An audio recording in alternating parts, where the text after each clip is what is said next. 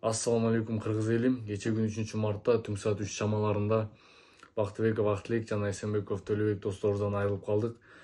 Ал экөө I-95 кетип бараткан. Актилектин машинасы бузулуп, ошонун проблемасын чечейин деп Төлөбек экөөбүз сыртка чыкканда мас абалындагы айым американка сүзүп кеткен. Экөө ошол заматта каза табышкан. Азыркы учурда сиздердин жардамыңыздарга муктаж болуп турабыз. Көптү көрсө көл болот дегендей, жардамыңыздар колуңуздардан кандай жардам келсе, аябаңыздарды суранабыз. Баарыңыздарга чоң рахмат. Сак болуңуздар. Позвонил, может быть... Нет, они вместе ехали. Вместе, они Да? друзья. Окей, но они были из машины. Я не знаю почему. И их там была пьяная женщина, она их пьяная женщина. Да. И, типа, мы стараемся сейчас. Пьяная женщина, жолда турганда.